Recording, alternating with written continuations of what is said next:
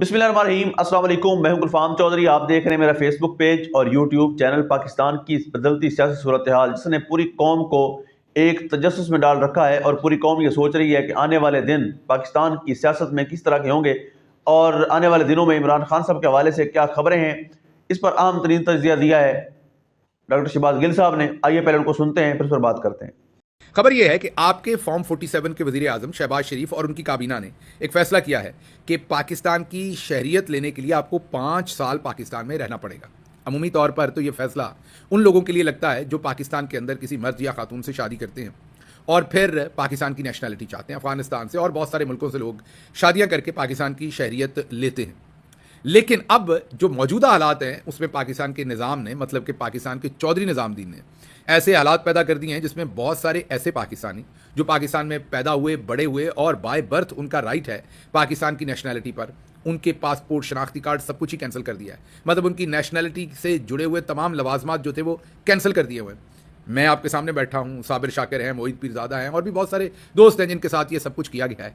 अब हमारे जहनों में सवाल उठता है कि क्या हमें भी 5-5 साल रहना पड़ेगा पाकिस्तान में दोबारा से और फिर अपनी नेशनैलिटी लेने के लिए? क्योंकि पूरी दुनिया में ये कोई नहीं करता। कितना बड़ा मर्जी जुर्म कर लें, आप पे मुकदमे हो सकते हैं, सजा हो सकती है, लेकिन आपकी नेशनैलिटी कैंसिल नहीं हो सकती क्योंकि ये आपका बाय बर्थ राइट होता है। लेकिन पाकिस्तान में तो ये सब कुछ हुआ। बहरहाल इसके साथ एक और फैसला भी शहबाज शरीफ साहब ने किया कि जो मंगते हैं, फ़कीर हैं, उनके पासपोर्ट्स भी कैंसिल कर दिए जाएंगे, उन्हें मुल्क से बाहर नहीं जाने दिया जाएगा। जियो टीवी बहुत शैतान है। जब ये खबर ब्रेक कर रहा था तो हम आपको स्क्रीन पर दिखाते हैं कि जब वो बोल रहे थे कि जो मंगते हैं, मांगते हैं, पंजाबी में मंगते कह देते हैं, जो मांगते हैं मतलब कि फ़कीर हैं, उनके पासपोर्ट्स ब्लॉक किए जाएंगे। तो ऐन उस वक्त शहबाज शरीफ और उनकी काबीना के लोगों की तस्वीरें टेलीविजन के ऊपर चलाई जा रही थी। अब अल्लाह ना करे कि इनके पासपोर्ट्स कहीं वाकई वो गुस्से में आके ब्लॉक ना कर दें, क्योंकि सबसे बड़े मांगने वाले तो ये खुद ही हैं। बहरहाल अगली खबर बहुत ही इंपॉर्टेंट है, वो आपके सामने रखते हैं। वो खबर है पाकिस्तान की जो मिलिट्री की टॉप लीडरशिप है उनकी हाल ही में एक मीटिंग हुई है। ये खबर इससे पहले बहुत सारे दोस्त जो है वो ब्रेक कर चुके हैं। हम इस खबर की तफसील जानना चाह रहे थे और हमारे पास जो हमारे सोर्स थे उनसे कंफर्मेशन नहीं आ रही थी और मेरा आपसे वादा है कि विदाउट कंफर्मेशन हम आपके सामने खबर नहीं रखते। जब हमारे सोर्सेज ने भी इसे कंफर्म किया तो अब आपके सामने ये खबर रख रहे हैं कि पाकिस्तानी मिलिट्री की जो टॉप लीडरशिप है उन्होंने एक सर्वे करवाया और सर्वे करवा के देखा कि अवाम में इस वक्त उनके लिए अप्रूवल रेटिंग क्या है, पसंदीदगी की शरह क्या है। तो उस सर्वे से उन्हें पता चला कि जो पाकिस्तान के नौजवान हैं और ख़ुसूसी तौर पर पढ़ी लिखी मिडिल क्लास है वो इनसे बहुत दूर हो चुकी है और सख्त नापसंद है। तो फिर ये जो फौजी लीडरशिप की, जिसमें चंद लोग थे सिर्फ, उनकी मुलाकात हुई। उसके अंदर ये डिस्कस हुआ कि अब इसका क्या करें। उसमें एक साहब ने, जिनका हमें नाम मालूम है लेकिन नाम इसलिए नहीं लेंगे कि सिर्फ एक सोर्स ने कहा है, 2 सोर्सेज ने कहा है कि उनके पास ये इन्फॉर्मेशन नहीं है कि ये बात उन्होंने कही है किसी और ने कही है। तो एक शख्सियत ने यह कहा कि हमें इसकी आदत डाल लेनी चाहिए। अब ये नफ़रत कभी भी, या नफ़रत चले बहुत स्ट्रॉन्ग वर्ड होगा, अब ये नापसंदीदगी जो है ये अब शायद पसंदीदगी में कभी ना बदले या बहुत मुद्दत तक ना बदले। तो अब हमें इसकी फ़िक्रमंदी नहीं करनी चाहिए। जो हमारे अज़ाइम हैं, ऑब्जेक्टिव हैं, हमें उनको फॉलो करना चाहिए और अपने एजेंडे पर कारबंद रहना चाहिए और इस चीज़ की कोई ज़्यादा फिक्र नहीं करनी चाहिए कि क्या हो रहा है और क्या नहीं हो रहा। एक और शख्सियत ने कहा कि नहीं, इससे बहुत बड़ा नुकसान हो जाएगा। हमें कुछ ऐसे लोगों को इंगेज करना चाहिए, मार्केट में उतारना चाहिए, वो भले जर्नलिस्ट हों, भले फनकार हों, भले क्रिकेटर हों या दूसरे लोग हों या पॉलिटिशियन हों, जो आवाम को अपनी तरफ खींचे और हमारे दरमियान में एक बफर जोन बने और ये जो इतनी नेगेटिव एनर्जी आ गई है इसको थोड़ा बहुत रिमूव करें। एक शख्सियत ने मीटिंग में यह भी कहा कि आप सबको पता है ये सब कुछ किस की वजह से हुआ है, किस पार्टी की वजह से हुआ है और हमें शायद अपने मामलात उनके साथ भी देखने चाहिए। लेकिन जिन्होंने ये कहा उनकी तरफ घूर कर देखा गया और कोई ज़्यादा उनकी बात मजीद नहीं सुनी गई। हालांकि साहिब बात यही थी जो वो बात बता रहे हैं कि अक्लमंदी की बात तो यही है। तो एक तो ये आपको बता दें कि आने वाले दिनों में आप देखेंगे कि जो टॉप पर मिलिट्री में लोग बैठे हैं वो अब बहुत सारे लोगों को मैदान में दोबारा उतारेंगे ताकि जो मिडिल क्लास पढ़े लिखे नौजवान हैं पाकिस्तान के वो दोबारा मुतवज्जे हों उनकी तरफ और जो उनकी अप्रूवल रेटिंग इतनी नीचे गिर गई है, नापसंदीदगी इतनी ज़्यादा हो गई है, उसको किसी तरीके से टैकल कर सकें, हैंडल कर सकें। तो ये बड़ी इंटरेस्टिंग खबर है। लेकिन साथ साथ मुझे ये लगता है कि इवेंचुअली ये यही कहेंगे कि हमें कोई परवाह नहीं है, कोई जो सोचता है सोचे, क्योंकि अगर परवाह करनी होती तो जहाँ तक हम आ गए हैं हम वहाँ तक ना आते, क्योंकि हम तो पहले ही दूर तक निकल चुके हैं, बहुत ही दूर चले गए। इसी में आज जो नजम सेठी साहब हैं उन्होंने भी 2-3 इंकशाफात किए। एक इंकशाफ तो उन्होंने ये किया कि जो मिलिट्री लीडरशिप है उनकी कैलकुलेशन गलत थी। उन्होंने कहा कि मिलिट्री लीडरशिप जब कहते हैं तो जाहिर है उसमें जनरल आसिम मुनीर हैं, उसमें DGISI हैं, DGISPR हैं, वो 1-2 जनरल्स और होंगे। तो उनके मुताबिक इनकी कैलकुलेशन गलत थी। इनकी कैलकुलेशन ये थी कि हमने अदालतें काबू में कर ली हैं, जो सो कॉल्ड सियासी जमातें हैं इमरान खान के मुखालिफ, वो पहले ही हमारे हाथ में है, ब्यूरोक्रेसी हमारे हाथ में है, और अदालतों के साथ साथ वकला भी हमारे हाथ में। आपने देखा वकला भी चूं नहीं करते, और उन्होंने कहा कि मीडिया भी हमारे हाथ में है ज़्यादातर। तो इन सब हालात के अंदर जो कन्वेंशनल मीडिया वो तो सारा ही उनके हाथ में है। तो उन्होंने कहा कि इन हालात के अंदर हमें पाकिस्तान के अंदर तो कोई फिक्र नहीं है, पाकिस्तान के बाहर फिक्र थी उन्हें ट्रंप का इलेक्शन, कि ट्रंप ने इलेक्शन जीत जाना है। According to Najam Sethi, military को यह लगता था कि ट्रंप ने अमेरिका का इलेक्शन हार जाना है, क्योंकि वहां की इस्टेब्लिशमेंट नहीं चाहती थी कि ट्रंप जीते। तो अब उनकी कैलकुलेशन ये थी कि ये सब कुछ इन हाउस हमारे कंट्रोल में है, आउटसाइड ट्रंप जब हार जाएगा तो फिर दबा कर इनकी मंजी ठोकेंगे।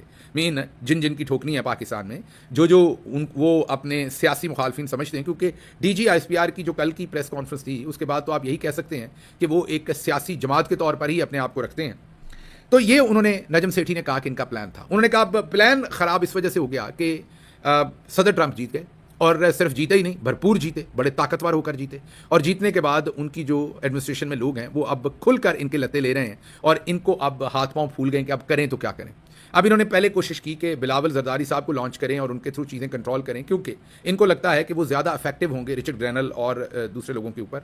वजूहात यही हैं कि वो अमेरिका के अंदर अपना थोड़ा बहुत पीपल्स पार्टी पहले से लॉबिंग करती रही है, और उसके साथ साथ बाहर से पड़े हुए हैं, चलें इंगेज भी कर लेंगे। दूसरी जो नवाज शरीफ फैमिली है, इंक्लूडिंग मरियम नवाज बाजी हमारी जो हैं, वो तो ज़्यादा से ज़्यादा जो है वो पाकिस्तान तक ही करैक्टर असैसिनेशन और इस तरह की कार्रवाइयाँ कर सकते हैं। एक तो वो पढ़े लिखे नहीं, ऊपर से कोशिश नहीं करते, तो बाहर तो इंगेजमेंट हो नहीं सकती। तो ये नजम सेठी साहब ने कहा कि नजम सेठी साहब का ये बिलावल वाला कंपोनेंट नहीं है, ये मैं आपको तज्जिए में बता रहा हूँ, ये साथ इन्फॉर्मेशन मेरे पास थी। लेकिन नजम सेठी साहब ने कहा कि अब इनके पास एक ही रास्ता है। उन्होंने इनको मशवरा ये दिया कि अब दबा कर पैसा खर्च करें अमेरिका के अंदर, और उन्होंने वर्ड तो नहीं यूज़ किया ट्रंप एडमिनिस्ट्रेशन, लेकिन उनके कहने का मतलब यही था कि अब ट्रंप एडमिनिस्ट्रेशन के लोगों की हमदर्दियां अपने लिए खरीदें पैसा खर्च करके। वो मिलिट्री को अब ये मशवरा दे रहे हैं, लेकिन साथ ही ये जुमला भी कह रहे हैं कि लग नहीं रहा कि इससे कोई कामयाबी होगी, क्योंकि मामलात बहुत दूर निकल गए हैं। नजम सेठी साहब का ये जो मशवरा है, इस पर हमने तज्जिया ये किया है कि अब ये पैसा खर्च करें या आप कुछ भी करें, अब जी का जाना ठहर गया, सुबह गया या शाम गया। अब पूरी दुनिया को इनकी तमाम जो डी चौक के अंदर इन्होंने कत्ल गारत की है, और हमने पिछले व्लॉग में भी आपको बताया कि लाशें अभी तक दबाई हुई हैं। कल एक लाश जो है दोबारा उनके घर वालों को दी गई है। वीडियो फुटेज जो उनके घर वालों ने बनाई उसमें वाज़े पता चलता है कि वो गन शॉट से उनकी जो शहादत हुई है। तो ये सब कुछ जो है वो अब आवाम के सामने आएगा। नजम सेठी साहब इनको जैसे भी मशवरे दें, ये किसी काम नहीं आएंगे। अगली खबर आपके सामने ये रखते हैं कि कल पाकिस्तान तहरीक इंसाफ के जो लीडरशिप है, उन्होंने एक प्रेस कॉन्फ्रेंस की पेशावर में, एक भरपूर प्रेस कॉन्फ्रेंस थी, जिसमें कोशिश किया कि DGISPR के जितने भी उन्होंने सवालात उठाए थे या ताने दिए थे या हमले किए थे इमरान खान पर, तहरीक इंसाफ पर, उनके जवाब दिए जाए। अच्छे जवाब दिए गए, अच्छी प्रेस कॉन्फ्रेंस की गई, और इसमें अल्फाज मैं आपके सामने अपने रखूँगा ज़ाहिर है, लेकिन बाय एंड लार्ज तज्जिया यही था कि वो एक हर्जा सराई थी, दरोग गोई थी, गलत बयानी थी, और स्पेशली गलत बयानी थी जो अफ़गान तालिबान को पाकिस्तान के अंदर वापस लाकर, पाकिस्तानी तालिबान जो अफ़गानिस्तान चले गए थे उनको वापस अफ़गानिस्तान से पाकिस्तान लाकर बसाने का सारा जो कसूरवार इमरान खान को बनाया जा रहा था।